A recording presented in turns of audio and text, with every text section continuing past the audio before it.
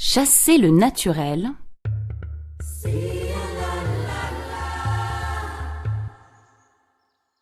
Le lièvre et le singe discutaient avec enthousiasme.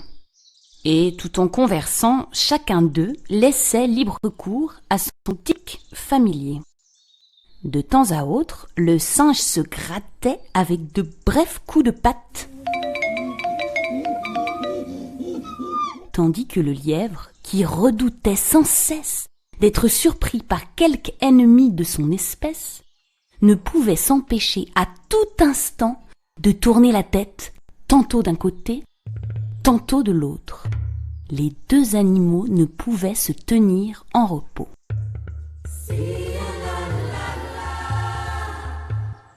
« Il est extraordinaire, vraiment, fit observer le lièvre au singe, que tu ne puisses laisser passer 1 minute sans te gratter. »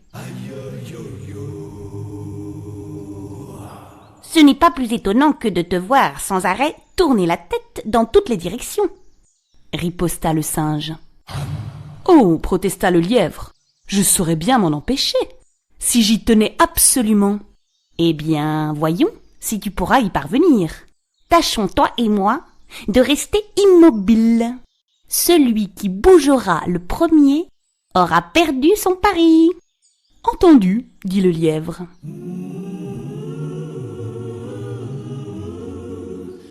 Et tous deux s'efforcèrent de ne plus faire le moindre mouvement. L'immobilité ne tarda guère à leur sembler insupportable. Le singe avait des démangeaisons comme jamais auparavant. Quant au lièvre, il éprouvait de vives angoisses concernant sa sécurité, depuis qu'il ne pouvait plus lancer à tout instant des coups d'œil furtifs vers chacun des points d'horizon. À la fin, n'y tenant plus. « Au fait, dit-il, notre pari ne nous interdit pas de nous raconter quelque histoire pour rendre le temps moins long. N'est-il pas vrai, frère singe ? » ?»« Assurément, » répondit celui-ci, qui se doutait de quelque stratagème de son compère et comptait bien en faire son profit, en s'inspirant de l'exemple qu'allait lui donner le lièvre. « Eh bien, je commence, dit ce dernier. Figure-toi qu'un jour de saison sèche, me trouvant dans une vaste plaine, je courus le plus grand des dangers. »« Tiens, s'exclama le singe, il m'est arrivé la même chose. »« Oui, poursuivit le lièvre, je vis des chiens accourir vers moi en aboyant. Il en venait de tous côtés, à droite, à gauche, devant moi, derrière moi. Je me tournais de ce côté, j'en entendais par là, et puis par là, et par là encore. » Et tout en parlant, sire lièvre, comme entraîné par son récit, mimait ses inquiétudes en cette fâcheuse situation et regardait dans toutes les directions auxquelles il faisait allusion. « Un jour, dit-il, je fus assailli par une troupe d'enfants qui me pourchassèrent à coups de pierre. J'en recevais ici. » Il se grattait le flanc droit pour désigner la place où le coup avait porté. « Là, au flanc gauche. Sur les reins, à la cuisse, à la nuque. » Et il indiquait chaque partie du corps qu'il nommait ainsi d'un geste précipité qui faisait cesser l'impérieuse démangeaison. Le lièvre ne pouvait plus contenir son envie de rire. Il éclata. Et le singe, en le voyant pouffer, rit aussi de tout son cœur. «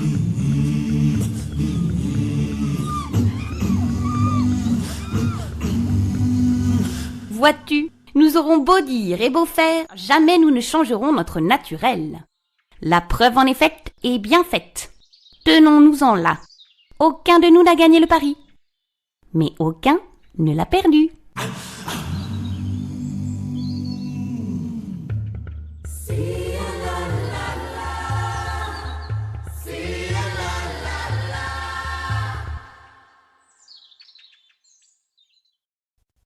Comment l'eau de mer est devenue salée.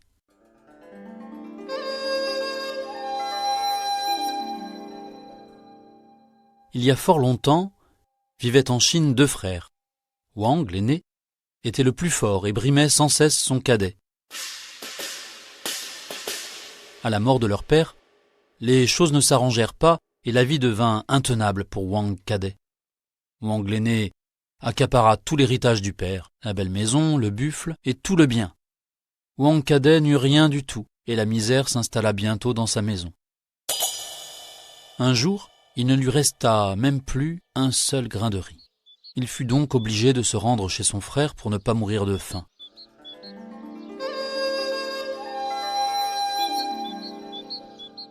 Arrivé sur place, il le salua et lui parla en ces termes. « Frère aîné, prête-moi un peu de riz. »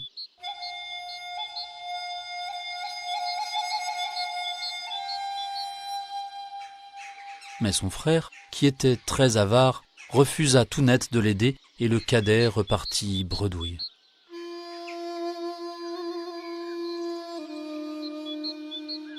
Ne sachant que faire, Wang cadet s'en alla pêcher au bord de la mer Jaune. La chance n'était pas de son côté, car il ne parvint pas à attraper le plus petit poisson. Il rentrait chez lui les mains vides, la tête basse, le cœur lourd, quand, soudain, il aperçut une meule au milieu de la route. « Ça pourra toujours servir, pensa-t-il en ramassant la meule. Et il la rapporta à la maison. Dès qu'elle l'aperçut, sa femme lui demanda « As-tu fait bonne pêche? Rapportes-tu beaucoup de poissons ?»« Non, femme, il n'y a pas de poissons. Je t'ai apporté une meule. » « Wang cadet, tu sais bien que nous n'avons rien à moudre. Il ne reste pas un seul grain à la maison. » Wang cadet posa la meule par terre et de dépit, lui donna un coup de pied. La meule se mit à tourner et à moudre, et il en sortait du sel, des quantités de sel. Elle tournait de plus en plus vite, et il en sortait de plus en plus de sel. Wang cadet et sa femme étaient tout contents de cette aubaine, tandis que la meule tournait et le tas de sel grandissait. Wang cadet commençait à avoir peur, et se demandait comment il pourrait bien arrêter la meule. Il pensait, réfléchissait, calculait. Il ne trouvait aucun moyen. Soudain, il eut enfin l'idée de la retourner, et elle s'arrêta.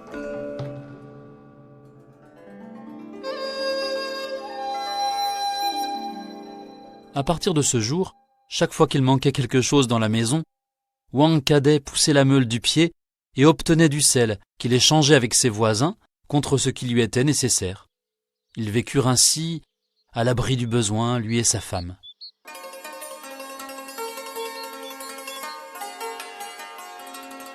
Mais le frère aîné apprit bien vite comment son cadet avait trouvé le bonheur et il fut assailli par l'envie. Il vint voir son frère et dit « Frère cadet, prête-moi donc ta meule !» Le frère cadet aurait préféré garder sa trouvaille pour lui, mais il avait un profond respect pour son frère aîné et il n'osa pas refuser. Wang l'aîné était tellement pressé d'emporter la meule que Wang cadet n'eut pas le temps de lui expliquer comment il fallait faire pour l'arrêter. Lorsqu'il voulut lui parler, ce dernier était déjà loin, emportant l'objet de sa convoitise. Très heureux, le frère aîné rapporta la meule chez lui et la poussa du pied. La meule se mit à tourner et à moudre du sel. Elle moulut sans relâche, de plus en plus vite. Le tas de sel grandissait sans cesse. Il atteignit bien vite le toit de la maison. Les murs craquèrent, la maison allait s'écrouler. Wang l'aîné prit peur. Il ne savait pas comment arrêter la meule. Il eut alors l'idée de la faire rouler hors de la maison qui était sur une colline. La meule dévala la pente, roula jusque dans la mer et disparut dans les flots. Depuis ce temps-là, la meule continue à tourner au fond de la mer et à moudre du sel. Personne n'est allé la retourner. Et c'est pour cette raison que l'eau de la mer est salée.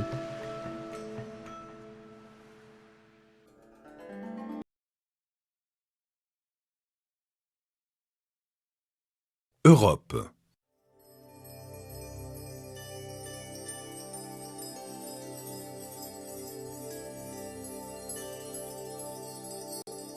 On raconte que Zeus s'éprit un jour d'une jeune princesse phénicienne, fille du roi Agénor, et qui s'appelait Europe. Son admirable beauté éveilla le désir du dieu qui souhaitait à tout prix posséder la jeune femme. Tandis qu'elle se promenait dans les plaines comme à son habitude, accompagnée des jeunes demoiselles de Tyr, et qu'elle s'amusait à composer des bouquets, Zeus fut émerveillé par le charmant tableau qu'offrait la jeune femme.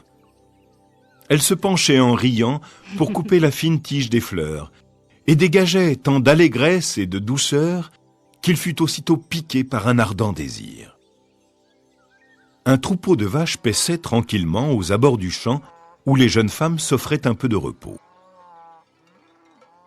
Zeus, ne pouvant se montrer aux yeux d'Europe, sans risquer de la foudroyer tant sa puissance était colossale, et afin d'éviter l'ire de son épouse jalouse, la terrible Héra, il prit la forme d'un majestueux taureau et se mêla au troupeau. Il ne souhaitait pas apeurer sa promise et trottait avec élégance, un regard doux et confiant posé sur la jeune créature. Son corps, pourtant robuste, ne dégageait rien de sauvage, et sa splendeur était telle que la jeune princesse, d'abord intimidée, ne pouvait plus en détacher ses regards. Zeus, sous cette apparence, s'approcha de la belle Europe et s'étendit à ses pieds.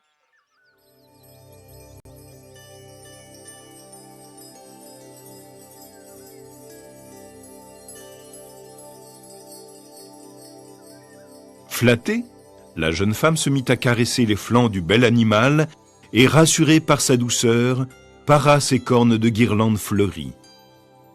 Le dieu déguisé était ébloui par tant de bienveillance et voulut témoigner de son affection en l'invitant à le chevaucher. Il pencha sa tête et plia les genoux, les sabots contre sa poitrine, comme une révérence. La jeune femme, croyant qu'il s'agissait là d'un jeu, monta sur le dos du jeune animal, plus confiante que jamais. Innocente, elle prenait plaisir à laisser ses pieds nus le long du torse du taureau. Elle resplendissait, tandis qu'il s'éloignait lentement du lieu où les jeunes femmes se reposaient paisiblement. Puis, s'assurant que sa proie était solidement tenue, il partit au galop, piqué par la fougue, et atteignit le rivage d'un seul bond. Il se mit à fendre les flots avec tant d'ardeur qu'Europe, courbée sur son dos, encerclait son cou de peur d'être engloutie. Le vent faisait battre ses longs cheveux et les voiles de sa robe, et apeurée, elle se cramponnait à l'animal sans oser émettre un seul cri. Elle ne put se retourner pour voir disparaître au loin ses amis et jamais ne revit son illustre père.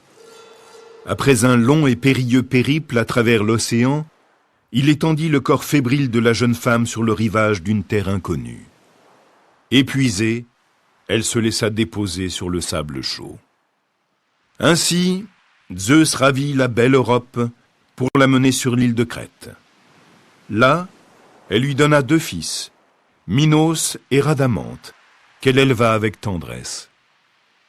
Mais Zeus, Dieu suprême, ne pouvait demeurer plus longtemps aux côtés de la douce Europe, et décida d'en faire une reine en la donnant pour épouse au roi de Crète, Astérion.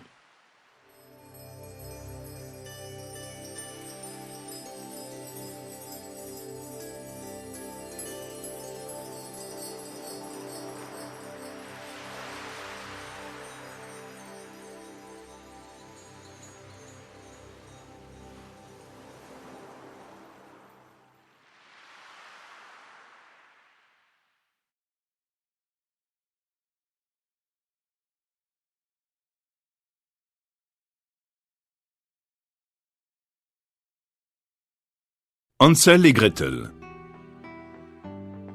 Un bûcheron, sa femme et ses 2 enfants vivaient à l'orée d'une forêt. Le garçon s'appelait Hansel et la fille Gretel. La famille était très pauvre. Une année, la famine régna dans le pays, et le bûcheron, durant une de ces nuits sans sommeil, où il ruminait des idées noires et remâchait ses soucis, dit à sa femme : « Qu'allons-nous devenir? Comment nourrir nos pauvres enfants? Nous n'avons plus rien à manger. Eh bien, dit la femme, sais-tu ce que nous allons faire? Dès l'aube, nous conduirons les enfants au plus profond de la forêt. Nous leur allumerons un feu et leur donnerons à chacun un petit morceau de pain. Puis nous irons à notre travail et les laisserons seuls. Ils ne retrouveront plus leur chemin et nous en serons débarrassés. Non, femme, dit le bûcheron, je ne ferai pas cela. Comment pourrais-je me résoudre à laisser nos enfants tout seuls dans la forêt? Les bêtes sauvages ne tarderaient pas à les dévorer. Oh, fou, rétorqua-t-elle. Tu préfères donc que nous mourions de faim tous les quatre? Elle n'eut de cesse qu'il accepta ce qu'elle proposait. Les deux petits, n'ayant pas pu s'endormir à cause de la faim qui les tenaillait, entendirent les paroles de leur mère.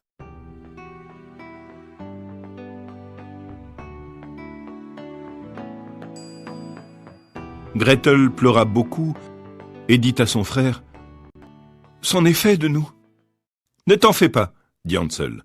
Je trouverai un moyen de nous en tirer. » Quand les parents furent endormis, il se leva, enfila ses habits et sortit de la maison. Hansel ramassa autant de cailloux qu'il put et les mit dans ses poches. Quand vint le jour, la femme réveilla les deux enfants. « Debout, paresseux! Nous allons dans la forêt pour y chercher du bois. » Elle leur donna un morceau de pain à chacun et dit « Voici pour le repas de midi. Ne mangez pas tout avant, car vous n'aurez rien d'autre. » Comme les poches de Hansel étaient pleines de cailloux, Gretel mit le pain dans son tablier. Puis ils se mirent tous en route pour la forêt. Tout le long du chemin, Hansel, qui fermait la marche, jetait des cailloux blancs sur le chemin.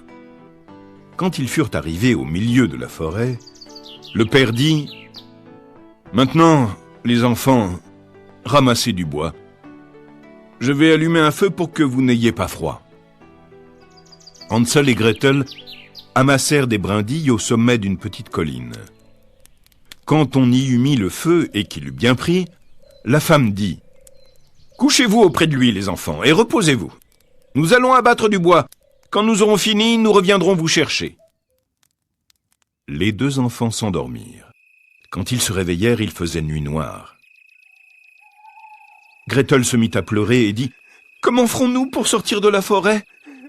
Hansel la consola. « Attends encore un peu, dit-il, jusqu'à ce que la lune soit levée. Alors nous retrouverons notre chemin. » Quand la pleine lune brilla dans le ciel, il prit sa sœur par la main et suivit les petits cailloux blancs. Alors que le jour se levait, ils atteignirent la maison. Ils frappèrent à la porte. La femme ouvrit et les vit. Elle dit « Méchants enfants, pourquoi avez-vous dormi si longtemps dans la forêt? Nous pensions que vous ne reviendriez jamais. »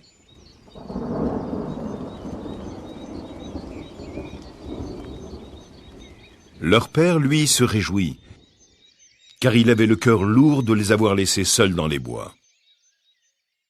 Peu de temps après, la misère régna de plus belle. Et une fois de plus, pendant la nuit, les enfants entendirent ce que la mère disait. « Il ne nous reste plus rien à manger, une demi-miche seulement. Il faut nous débarrasser des enfants. Nous les conduirons encore plus profondément dans la forêt pour qu'ils ne puissent plus retrouver leur chemin. Il n'y a rien d'autre à faire. »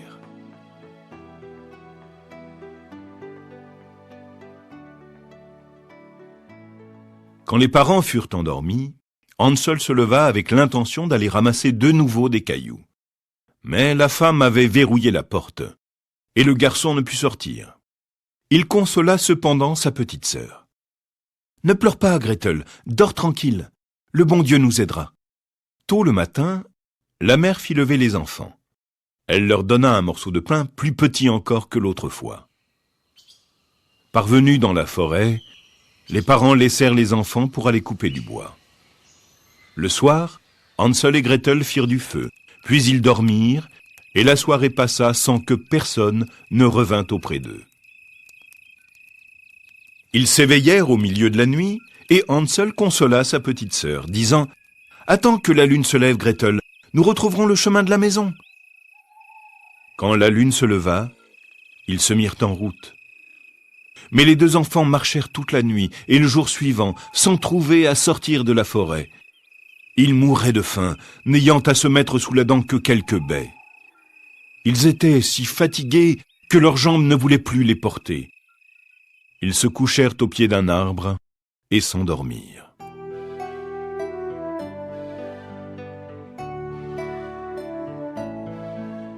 Ils reprirent leur marche, s'enfonçant toujours plus avant dans la forêt.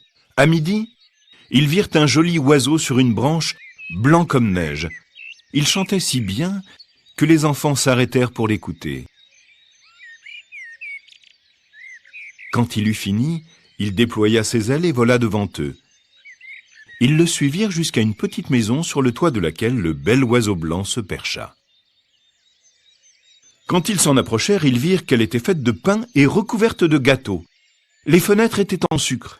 « Nous allons nous régaler, » dit Hansel, « et faire un repas béni de Dieu. Je vais manger un morceau du toit, il a l'air d'être bon. » Hansel grimpa sur le toit et en arracha une petite portion pour goûter. Gretel se mit à lécher les carreaux. Tout à coup, la porte s'ouvrit. Une femme, vieille comme les pierres, s'appuyant sur une canne, sortit de la maison. Hansel et Gretel eurent si peur qu'ils laissèrent tomber tout ce qu'ils tenaient dans leurs mains. La vieille secoua la tête et dit « Hé, chers enfants, qui vous a conduit ici?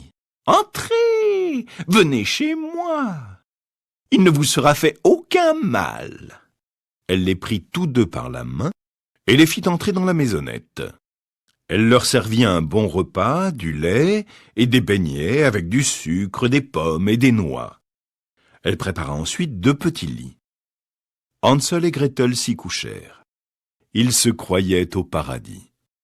Mais la gentillesse de la vieille femme n'était qu'apparente. En réalité, c'était une méchante sorcière qui n'avait construit la maison de pain que pour attirer les enfants. Quand elle en prenait un, elle le tuait, le faisait cuire et le mangeait. Pour elle, c'était alors jour de fête. À l'aube, avant que les enfants ne fussent éveillés, elle se leva. Elle attrapa Hansel, le conduisit dans une petite étable et l'y enferma. Il eut beau crier, cela ne lui servit à rien. La sorcière s'approcha ensuite de Gretel, la secoua pour la réveiller et lui dit « Debout, paresseuse! Va chercher de l'eau et prépare quelque chose de bon à manger pour ton frère. Il est enfermé à l'étable et il faut qu'il engraisse. Quand il sera à point, je le mangerai. » Gretel se mit à pleurer, mais cela ne lui servit à rien.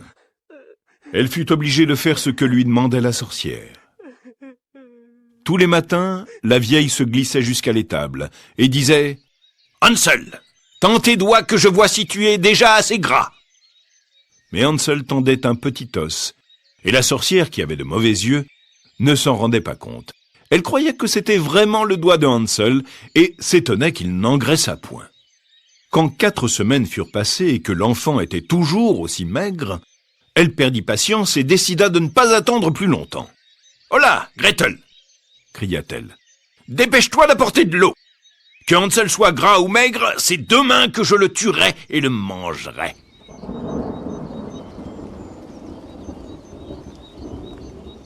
De bon matin, Gretel fut chargée de remplir la grande marmite d'eau et d'allumer le feu. « Nous allons d'abord faire la pâte, » dit la sorcière.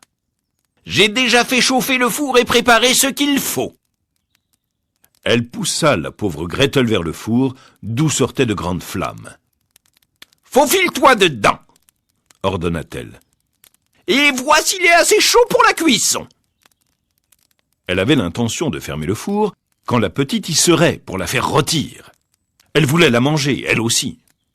Mais Gretel devina son intention et dit « Je ne sais comment faire. Comment entre-t-on dans ce four ?»« Petit oie !»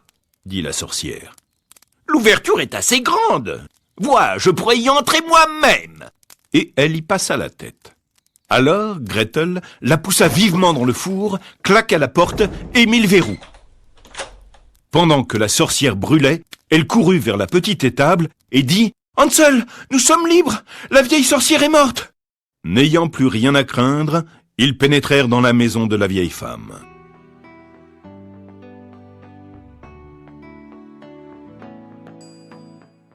Dans tous les coins, il y avait des caisses pleines de perles et de diamants. « C'est encore mieux que mes petits cailloux !» dit Hansel en se remplissant les poches. Et Gretel fit de même. « Maintenant, il nous faut partir, dit Hansel, si nous voulons fuir cette forêt ensorcelée. » Au bout de plusieurs heures de marche, ils virent au loin leur maison. Ils se mirent à courir, se ruèrent dans la chambre de leurs parents et sautèrent au cou de leur père. Sa femme était morte entre-temps. Gretel secoua son tablier et les perles et les diamants roulèrent à travers la chambre. Hansel en sortit d'autres de ses poches, par poignées. C'en était fini des soucis. Ils vécurent heureux, tous ensemble.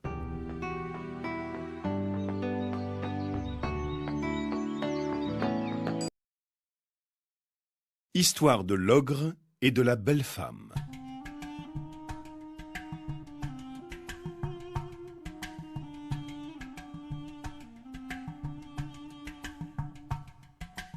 Des chasseurs partirent avec leurs chameaux.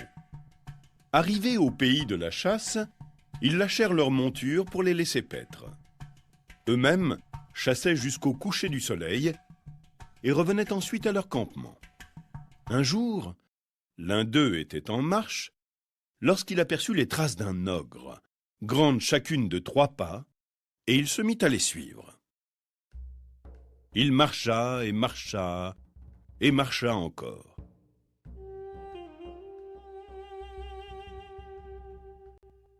Il trouva l'endroit où l'ogre avait déposé sa fiente.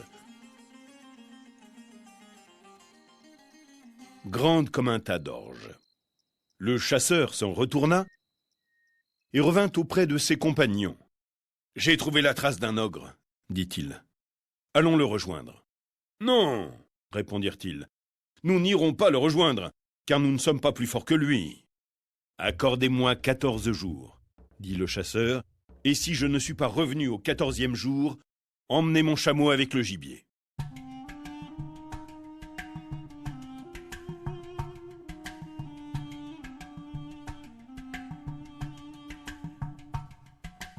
Le lendemain, il partit et se mit de nouveau à suivre les traces de l'ogre. Il marchait depuis 4 jours lorsqu'il découvrit une caverne dans laquelle il entra. À l'intérieur se trouvait une belle femme qui lui dit « Qui t'amène ici, où tu vas être mangé par l'ogre ?»« Mais toi, répondit le chasseur, quelle est ton histoire? Et comment l'ogre t'a-t-il amené dans cette grotte ?»« Il y a aujourd'hui 3 jours, répondit-elle, qu'il m'a enlevé. Je suis resté dans la caverne. Il m'apporte souvent de la nourriture. Je reste là et il ne me tue pas. »« Par où a-t-il l'habitude d'entrer ?» demanda le chasseur, lorsqu'il revient ici. « Voilà son chemin, répondit-elle. »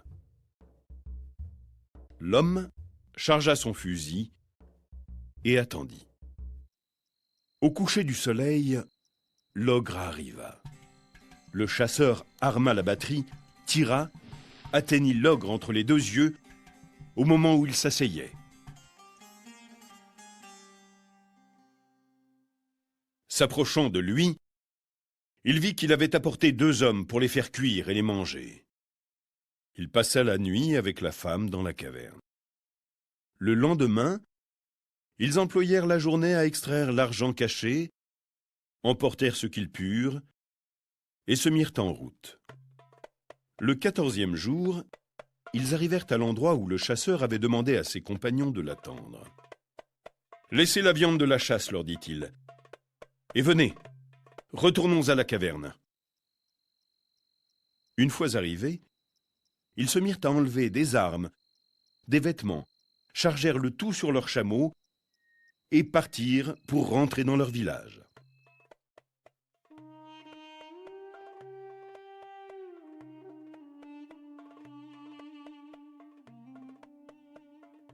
Arrivés à mi-chemin, les compagnons jaloux voulurent enlever la femme au chasseur. Une dispute s'engagea. Ils se battirent sur la route. La poudre parla entre eux. Notre homme en tua 4 et continua sa route seul avec la femme,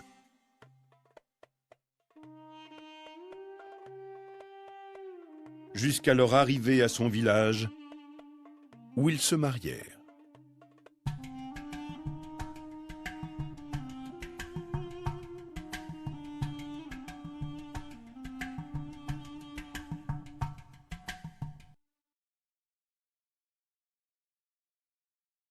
L'anneau de la tourterelle.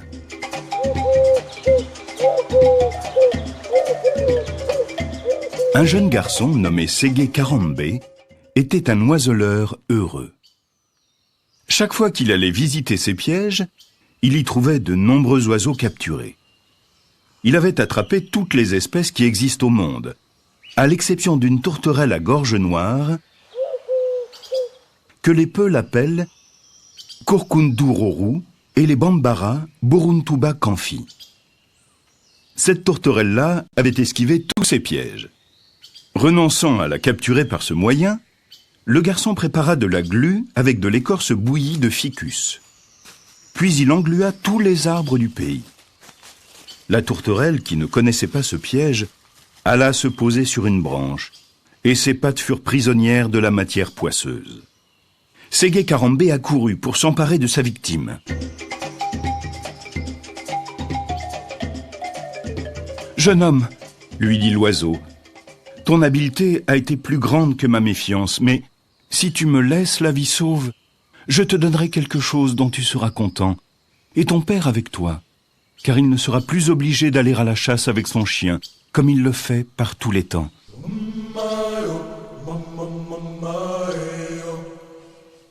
Et que veux-tu donc me donner de si précieux? Du bétail? À quoi bon? Je ne bois pas de lait. Alors je t'offrirai de l'argent à profusion. Ce n'est pas une chose qui se mange. Ta chair est bien préférable pour moi. Et Ségué, impatient, saisit la tourterelle à la gorge. Celle-ci supplia alors d'une voix étouffée, car la pression des doigts la gênait fort pour parler. « Enfant, relâche-moi, je te promets une masse d'or aussi énorme qu'une montagne. »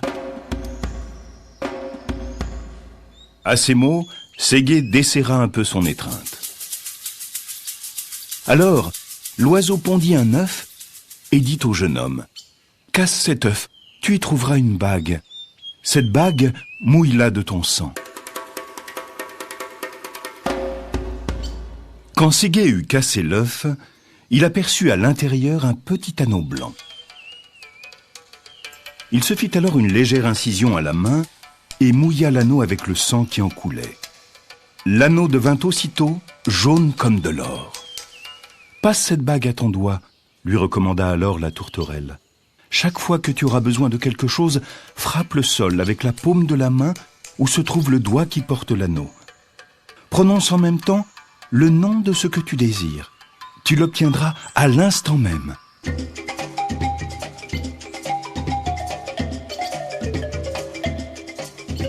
« Je vais en faire l'expérience sans plus attendre, » déclara Ségué. « Si tu as menti, je te retirerai sur la braise et te mangerai sans pitié. » Il passa l'anneau à un doigt de sa main droite et, frappant le sol de la paume, il cria ce seul mot. « Bouillie !» 100 calebasses de bouillie descendirent aussitôt de la colline. Après s'être rassasié, le jeune oiseleur dit à la tourterelle « Il n'y a peut-être là qu'un effet de tes sortilèges. Je ne crois pas que ce soit la bague qui m'ait procuré cette bouillie. Je vais tenter une seconde expérience. » Alors, frappant la terre de nouveau, il appela « Mon père, ma mère, venez manger de la bouillie !» Aussitôt, il vit ses parents à ses côtés.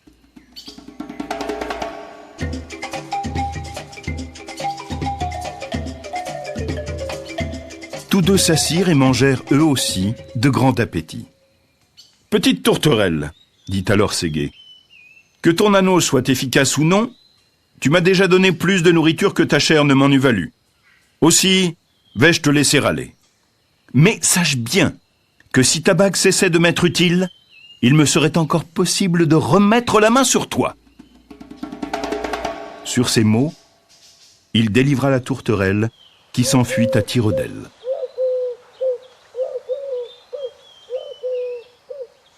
Ségué Karambé s'en retourna dans son village, accompagné de ses parents.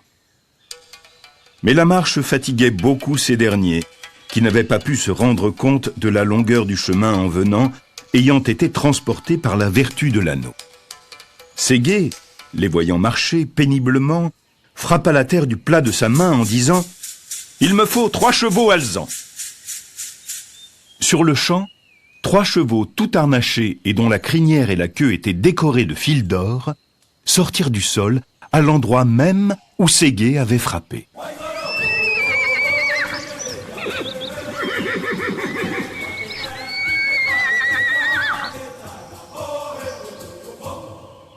Le jeune homme aida ses parents à enfourcher leur monture, puis il grimpa à son tour sur la sienne. Ils revinrent chez eux en cet équipage. Une fois chez lui, Ségué frappa encore le sol, en souhaitant une case avec une terrasse très richement ornée. Et à ce vœu, une case sortit de terre, aussi haute qu'une montagne, et si solide qu'elle pouvait défier les assauts des tornades les plus furieuses. Toute la famille s'y installa.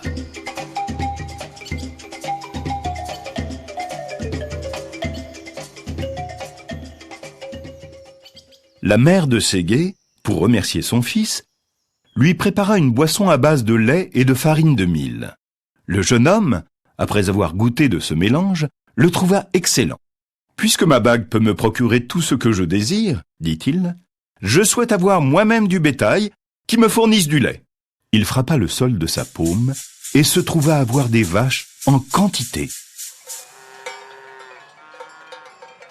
Le chef d'un village voisin, d'un naturel très envieux, apprit que Ségué possédait une bague merveilleuse. Il résolut de la lui enlever. Il marcha vers le village du jeune homme et l'investit avec ses guerriers. Alors, Ségué frappa de toutes ses forces un bloc de roche avec sa paume droite. « Je veux des guerriers géants !» ordonna-t-il, « pour me débarrasser de ces envahisseurs !» De tous côtés arrivèrent des monstres énormes, armés de lances et de fusils. Certains déracinaient des arbres pour s'en servir comme de gourdins. Ceux qui n'avaient pas d'armes s'étaient munis de rochers aussi gros que des cases.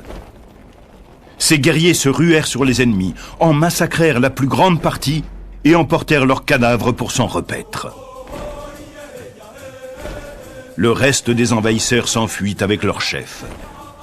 Celui-ci, ne pouvant s'emparer par la force de l'anneau magique, résolut de se l'approprier par la ruse. Dans ce but, il envoya l'aînée de ses filles au possesseur du talisman, en le priant d'accepter celle-ci comme épouse. Avant de mettre sa fille en route, il lui dit « Tu sais que tu es fille d'un roi, et tu ne souhaites sûrement pas qu'il y ait en ce monde quelqu'un de plus puissant que ton père. Celui à qui je t'envoie a plus de pouvoir que moi, car il possède un anneau qui lui procure tout ce qu'il peut souhaiter. Quand il t'aura accueilli comme épouse, la 7e nuit de votre mariage, fais le nécessaire pour t'emparer de l'anneau. Si tu ne veux pas que je te maudisse. »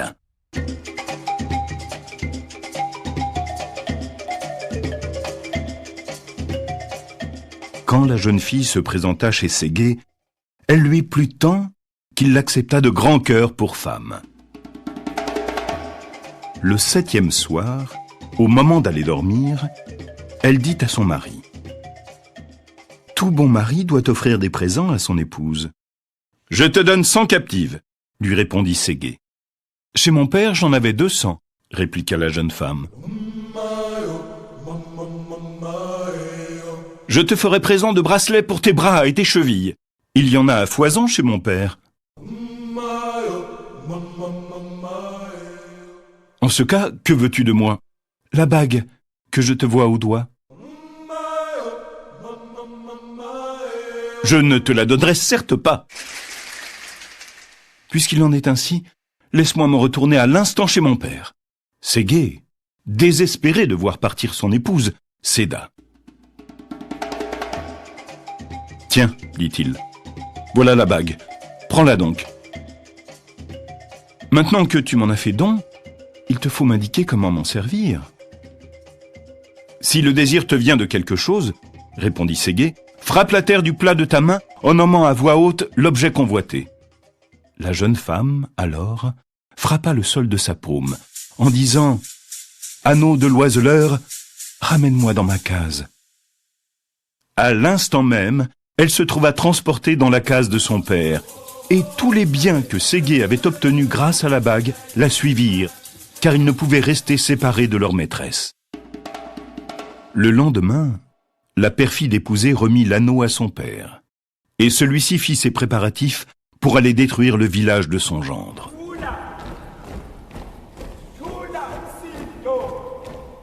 Nous revoici malheureux comme jadis, » dit Ségué à son père. « La tourterelle va me le payer, car je la capturerai à nouveau. Elle a beau connaître le piège et la glu, elle ignore les collets de crin. » Le chien du vieux chasseur intervint alors. « Ce n'est pas la peine de rattraper la tourterelle. Je vais tâcher de récupérer ta bague. Laisse-moi faire. » Le chien alla trouver un chat. « L'anneau de mon maître est à présent aux mains du chef du village voisin.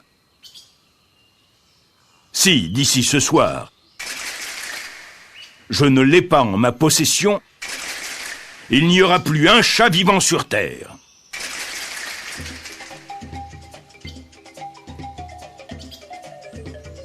Le chat, à son tour, s'en alla trouver un rat.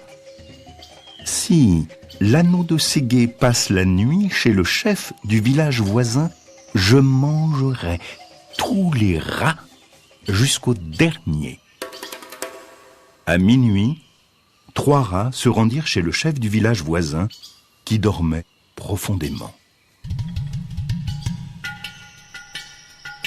Le premier rat veilla à ce que personne n'entrât dans la case.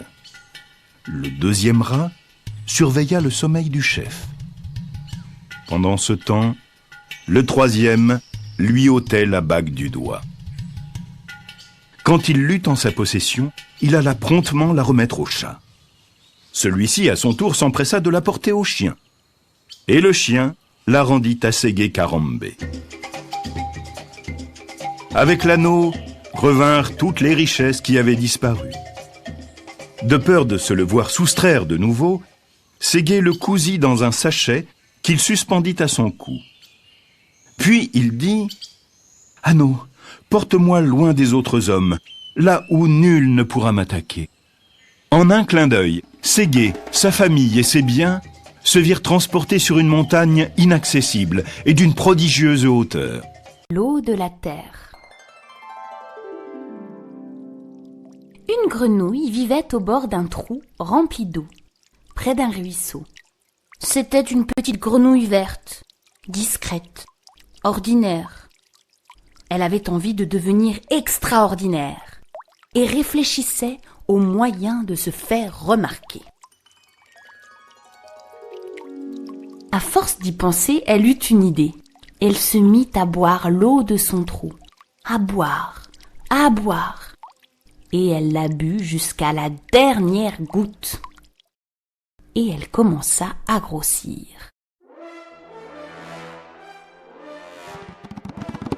Ensuite, elle se mit à boire l'eau du ruisseau. À boire, à boire. Et elle la but jusqu'à la dernière goutte. Et elle grossissait de plus en plus. En suivant le lit du ruisseau, elle arriva à la rivière. Et elle se mit à boire l'eau de la rivière. À boire, à boire. Et elle la but jusqu'à la dernière goutte. Et comme la rivière se jetait dans le fleuve, elle alla près du fleuve. Et elle se mit à boire l'eau du fleuve. À boire, à boire. Et elle la but jusqu'à la dernière goutte. Et la grenouille gonflait, gonflait. Comme le fleuve se jetait dans la mer, la grenouille alla jusqu'au bord de la mer. Et elle se mit à boire l'eau de la mer. À boire, à boire. Et elle la but jusqu'à la dernière goutte, qui était la dernière goutte d'eau de toute la terre. Son ventre, ses pattes, Sa tête était gorgée d'eau, et même ses yeux qui devinrent tout globuleux. La petite grenouille était maintenant extraordinaire. Gigantesque, sa tête touchait le ciel. Les plantes avaient soif, les animaux avaient soif, et les hommes aussi avaient terriblement soif. Alors, tous se réunirent pour chercher un moyen de récupérer l'eau de la terre. Il faut qu'elle ouvre sa large bouche afin que l'eau rejaillisse sur la terre. Si on la faisait rire, dit quelqu'un, elle ouvrira la bouche et l'eau débordera. Bonne idée, dirent les autres. Ils préparèrent alors une grande fête, et les animaux les plus drôles vinrent du monde entier. Les hommes firent les clowns, racontèrent des histoires drôles. En les regardant, les animaux oublièrent qu'ils avaient soif, et les enfants aussi. Mais la grenouille ne riait pas, ne souriait même pas. Elle restait impassible, immobile. Les singes firent des acrobaties, des grimaces, dansèrent, firent les pitres. Mais la grenouille ne bougeait pas, ne riait pas, ne faisait même pas l'esquisse d'un sourire. Tous étaient épuisés, assoiffés. Quand arriva une petite créature insignifiante, un petit ver de terre qui s'approcha de la grenouille. Il se mit à se tortiller, à onduler. La grenouille le regarda étonnée. Le petit ver se démena autant qu'il put. Il fit une minuscule grimace. La grenouille éclata de rire, un rire énorme qui fit trembler tout son corps. Elle ne pouvait plus s'arrêter de rire, et les eaux débordèrent de sa bouche grande ouverte. L'eau se répandit sur toute la terre, et la grenouille rapetissa, rapetissa. La vie put recommencer, et la grenouille reprit sa taille de grenouille ordinaire. Elle garda juste ses gros yeux globuleux en souvenir de cette aventure.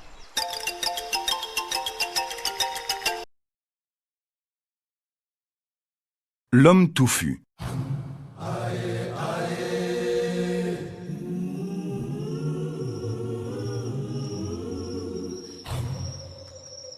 Un père de famille, à sa mort, laissa 2 orphelins. Un fils, Daouda, et une fille, Aïssata. Cette dernière était si jolie que son frère craignit que le roi ne la lui enlevât de force. Aussi construisit-il dans son champ même une case où il la logea pour la soustraire à sa vue.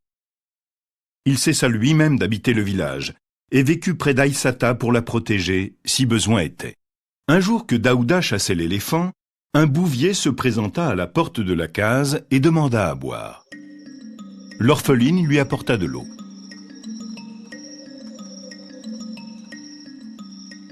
Après avoir bu, le bouvier dit à la jeune fille : « Tu es vraiment jolie. Si tu y consens, je te prendrai comme femme, et je te donnerai 100 taureaux en dot. »« Éloigne-toi bien vite, » répondit Aïssata. « Mon frère ne saurait tarder. S'il te rencontrait ici, tu serais un homme mort. » Le bouvier prit au sérieux l'avertissement et s'enfuit sans même s'occuper de son troupeau qui paissait près du champ de mil des orphelins.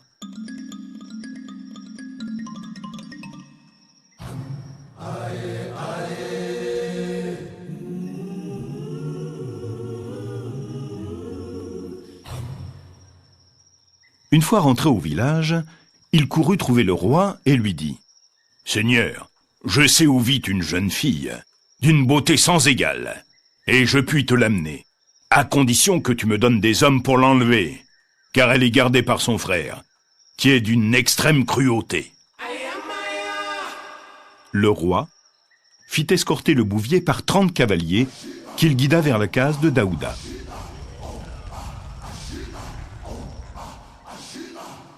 Quand la petite troupe fut à peu de distance, le bouvier se rappela la menace de vengeance que lui avait faite Aïssata. La peur le reprit. Il s'arrêta net et s'adressa à son escorte. « Encerclez cette case. C'est là que se trouve la jolie fille que nous devons ramener au roi. Quant à moi, je m'en vais à la recherche de mon troupeau qui s'est égaré ce matin. » Les cavaliers chevauchèrent vers la case. Aïssata, qui les voyait venir de loin, appela son frère en lui criant « Voici des cavaliers qui viennent m'enlever !» Daouda cessa aussitôt son travail, rentra dans la case prendre ses armes, et revenant, l'arc tendu et le carquois à l'épaule, dit à sa sœur « Je vais les tuer tous, à l'exception d'un seul, qui ira annoncer la mort de ses compagnons à celui qui les a envoyés ici. » Les cavaliers étaient maintenant proches de la case. Ils poussaient des cris aigus pour épouvanter le défenseur d'Aïssata.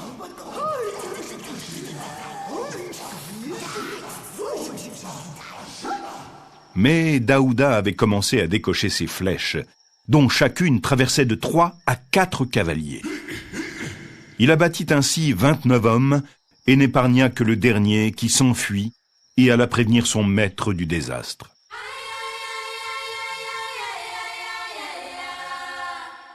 Le roi, exaspéré, ordonna à 100 cavaliers et à 100 guerriers à pied d'aller s'emparer de la jeune fille. De tous ces hommes, il n'en revint qu'un au village. Les autres avaient été tués par Daouda. Successivement, le Seigneur envoya plusieurs colonnes qui furent les unes après les autres anéanties par l'orphelin. Un jour, une vieille vint trouver le Seigneur. « Tu gaspilles tes guerriers sans résultat, » dit-elle. « Si tu me promets un présent de valeur, dès demain, tu auras en ton pouvoir la jolie fille, sœur de celui qui a tué plus de la moitié de tes guerriers. »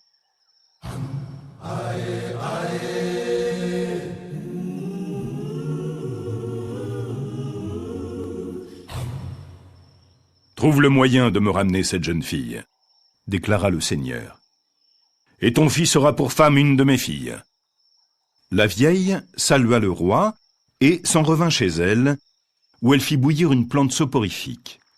Puis, après avoir retiré les feuilles de cette décoction, elle y délaya de la farine de mil. Avec cette pâte légère, elle prépara des galettes. La vieille prit alors le sentier qui menait au champ des orphelins. Et tout en marchant, elle criait « Galettes! Qui veut acheter de bonnes galettes ?» Daouda, qui n'avait pas goûté de ces galettes depuis son départ du village, héla la vieille, lui en acheta 2 et les dévora à belles dents. Il n'avait pas sitôt fini de mâcher la dernière bouchée qu'il tomba à terre, profondément endormi. La vieille ne perdit pas de temps. Elle courut prévenir le Seigneur qu'il pouvait sans crainte envoyer prendre Aïssata par 2 hommes seulement, car son défenseur ne se réveillerait pas avant le lendemain.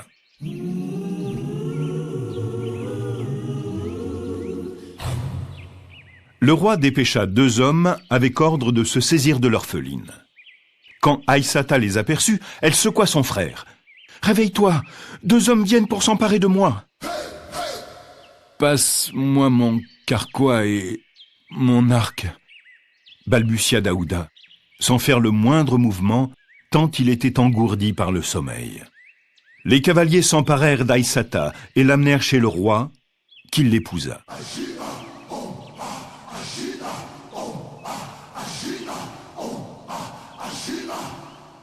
Quand Daouda reprit ses esprits et qu'il s'aperçut de la disparition de sa sœur, il devint à moitié fou de rage. Il s'enfonça dans la forêt, ne voulant plus voir d'êtres humains. Il y vécut, chassant avec les génies des bois. Il mangeait et dormait en leur compagnie. Il était devenu tout à fait sauvage. Des arbustes, des herbes lui poussaient sur la tête. Un jour, que fatigué de marcher, il s'était étendu sous un arbre Des bûcherons l'aperçurent.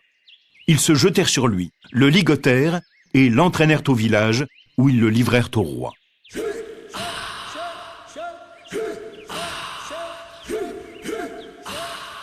Le seigneur fit couper les herbes et les arbustes qui lui poussaient sur la tête. On le rasa complètement. Ensuite, on le donna à Aïssata pour qu'il garde l'enfant qu'elle avait eu du roi. Aïssata ne reconnut pas son frère en ce captif, alors que Daouda avait su tout de suite que la femme qui se tenait devant lui était sa sœur. Il prit l'enfant dans ses bras et chanta « Oh, mon neveu, amuse-toi, fils de celle que j'ai nourrie avec le lait des vaches de notre père, amuse-toi. » Aïssata, en l'entendant, se mit à pousser des cris. Le seigneur, inquiet, accourut aussitôt. « Seigneur, dit-elle, tu as fait de mon frère ton captif et tu me l'as donné pour garder mon fils. » Le roi demanda à Daouda si Aïssata disait la vérité. Celui-ci alors raconta toute son histoire. Quand son récit toucha à sa fin, son beau-frère lui donna de l'or et de l'argent en quantité, des bijoux, des chevaux, des vaches, et lui abandonna tout pouvoir sur la moitié du village. Par la suite, il lui confia une armée à commander, car Daouda avait prouvé aux dépens même du roi qu'il était brave et qu'il tirait adroitement à l'arc.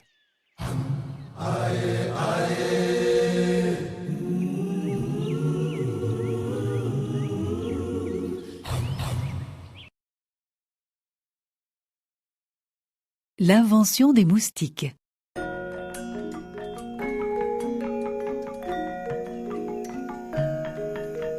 Il était une fois, dans une région lointaine du Vietnam, un jeune paysan brave et généreux, prénommé Ngoc Tam. Il avait une femme très belle et très élégante. Contrairement à son mari, qui était économe et laborieux, elle était paresseuse et adorait le luxe. Malgré cela, Ngoc Tam aimait son épouse et lui pardonnait tout. Malheureusement, cette union ne fut que de courte durée, car la jeune femme mourut brutalement un beau matin. Désespéré, Ngoc Tam ne voulut pas se séparer du corps de son épouse et s'opposa à son ensevelissement. Après avoir vendu ses biens, il s'embarqua avec le cercueil dans un petit bateau à voile, un sampan, et erra au gré du courant, n'ayant en tête aucune destination précise.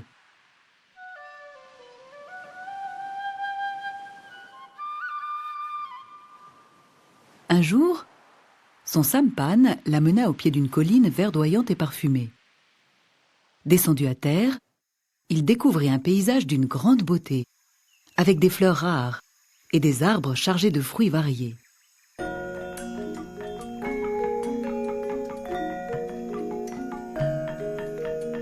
Il rencontra soudain un vieillard à la barbiche et aux longs cheveux blancs. Il se dégageait du vieil homme une grande sérénité et une miséricorde étonnante. Ngoc Tam comprit qu'il avait devant lui un génie des lieux. Il se jeta à ses pieds, l'implorant de rendre la vie à sa femme.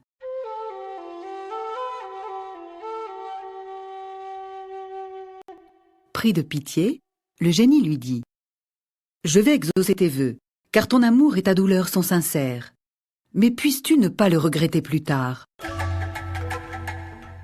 Puis il demanda au paysan d'ouvrir le cercueil, de se couper le bout du doigt et de laisser tomber 3 gouttes de sang sur le corps de la défunte.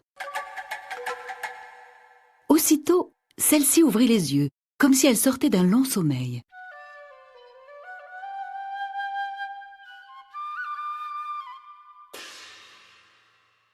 Avant de partir, le génie s'adressa à la femme. « N'oublie pas tes devoirs d'épouse. Pense à l'amour que ton époux te porte et à son dévouement. Soyez heureux tous deux. »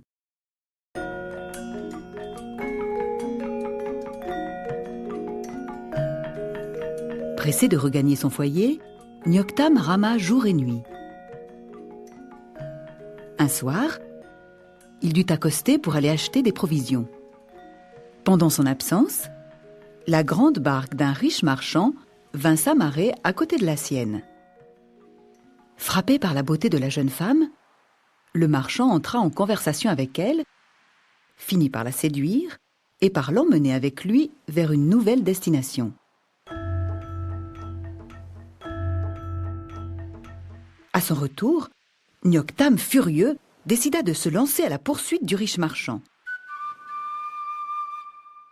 Il parvint à retrouver ce dernier après de longs mois de recherche. Il retrouva également sa femme et lui proposa de le rejoindre. Habituée à la vie luxueuse que lui offrait le marchand, celle-ci refusa. D'un coup, le paysan fut guéri de son amour et dit à sa femme : « Tu es libre de me quitter, mais tu dois me rendre les 3 gouttes de sang que j'ai versées sur ton corps pour te ranimer. » Heureuse de se débarrasser à si bon compte de son stupide mari, elle s'empressa de se piquer le doigt. Mais au moment où le sang commença à couler, elle s'écroula, morte. Toutefois, elle ne pouvait pas se résigner à quitter définitivement ce monde. Elle y revint, transformée en un minuscule insecte, poursuivant sans relâche Nyoktam pour lui voler les 3 gouttes de sang qui la ramèneraient à la vie humaine. C'est cet insecte que l'on appelle moustique.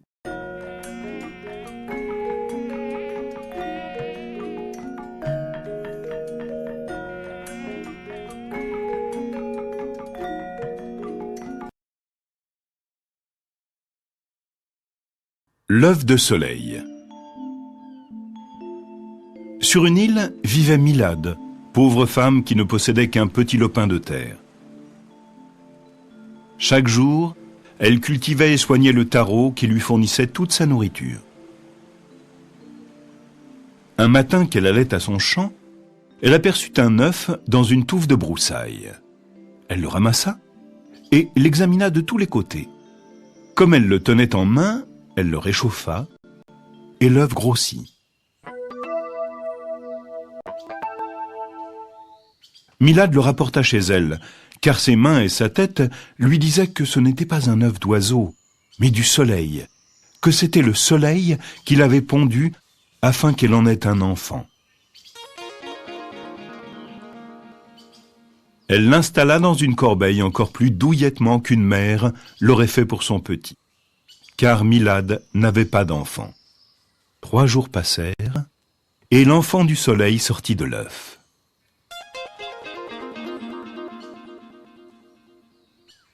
Elle l'installa au-dessus du feu pour qu'il pousse vite.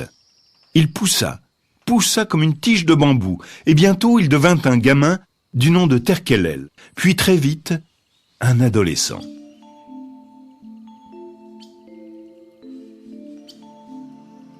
Le jeune homme demanda un jour à Milad : « Maman, chaque jour nous mangeons la même nourriture. Des taros et encore des taros et toujours des taros.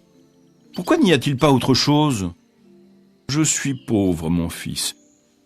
Je suis une femme qui n'a qu'un petit lopin de terre. Je n'ai pas d'autre nourriture. Je n'ai même pas de mari qui pourrait aller pêcher. » Terkelel se promena le long du rivage et chercha parmi les coquillages celui qui lui dirait comment aider Milad. Il trouva soudain ce qu'il cherchait, mais pas parmi les coquillages.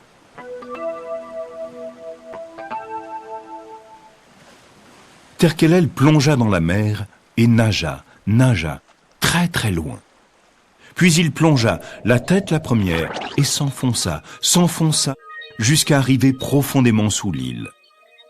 Comme un ver, il remonta en perçant la terre de toute l'île et déboucha sous l'arbre à pin qui ombrageait la cabane de sa mère. Il fora d'abord son tronc, puis ses branches, et tandis qu'il avançait ainsi, derrière lui jaillissait l'eau de la mer, entraînant avec elle les poissons. Il nageait dans les creux de l'arbre et des branches, puis retombait devant la maison de Milad. Maintenant, la femme et le jeune Terkelel avaient du poisson à ne plus savoir qu'en faire. Ils en avaient tant qu'ils en donnaient aux gens qui n'avaient pas assez à manger. le poisson était abondant. Mais sur l'île vivaient des gens qui ne supportaient pas le bonheur des autres. Leur cœur était rempli de jalousie.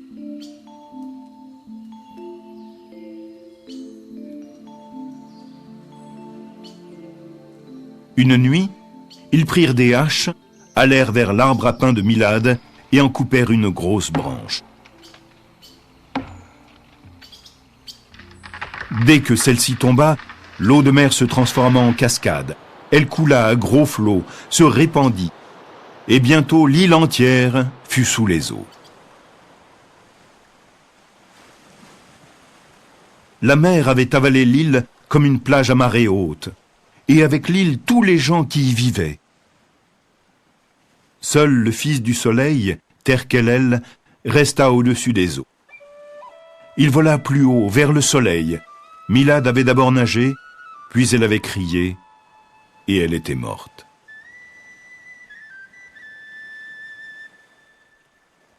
Terkelel monta jusqu'au ciel. Dans sa tête résonnaient les cris de Milad, sa mère.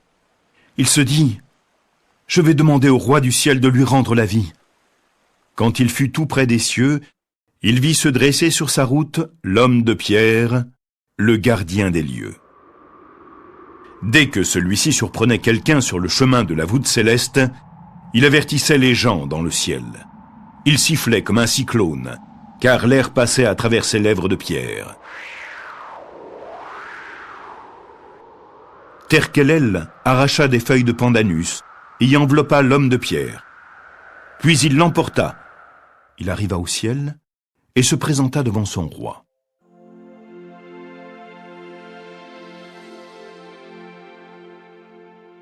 Il lui dit « Roi du ciel, donne-moi la force vitale, afin que je puisse l'insuffler à Milad qui est morte. Elle était ma mère, et je ne veux pas qu'elle flotte sur la mer et ne me parle plus. » Le roi du ciel lui donna la pierre de vie.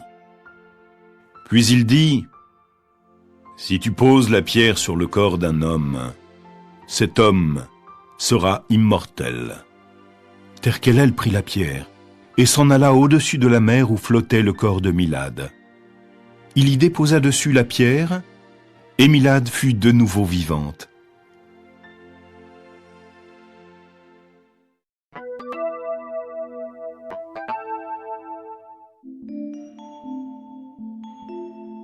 Puis ils nagèrent rapidement vers l'île, où ils vécurent ensemble comme mère et fils. Pendant ce temps, le roi du ciel demandait où était l'homme de pierre, car il y avait longtemps qu'il ne l'avait plus entendu siffler. Il envoya ses 7 esprits, et ils constatèrent que l'homme de pierre avait disparu. Où? Ils l'ignoraient. Ils se présentèrent devant le roi, qui leur dit « Eh bien, faites ce qu'il faut pour le retrouver. Où qu'il soit, allez vite le chercher, et rapportez-le-moi. Celui qui l'a volé sera puni. » Les esprits descendirent sur l'île dans la mer. Ils cherchèrent sur la terre ferme, ils cherchèrent sur l'eau, mais ils ne trouvèrent pas l'homme de pierre. Ils pénétrèrent à l'intérieur de l'île, arpentèrent le rivage, toujours rien. Finalement, ils entrèrent dans un bois touffu et ils virent l'homme de pierre. Il était caché par des feuilles d'arbre. Les esprits le laissèrent là. Ils voulaient d'abord retrouver et punir le voleur. Soudain, ils arrivèrent devant la cabane où habitaient Milad et Terkelel, le fils du soleil. Les esprits s'approchèrent de la femme et dirent « L'homme de pierre est là, dans le bois, derrière ta cabane. Qui a fait cela? Qui l'a apporté du ciel pour le planter dans le bois ?» Milad tremblait comme un arbre quand il sent le souffle de la tempête. Puis elle dit « C'est mon fils Terkelel qui l'a apporté. » « Amène-le ici. La punition l'attend au pays du ciel. » Milad entra dans sa cabane. Elle avait des tranches de taro fraîchement cuites. Elle les farcit de poisson. Dans le taro brûlant, le poisson avait bouilli et un parfum puissant et délicieux monta jusqu'au plafond. Puis Milad sortit devant la cabane et donna du taro farci de poisson à chacun des 7 esprits. Ils ne connaissaient pas cette nourriture. Jamais ils n'y avaient goûté.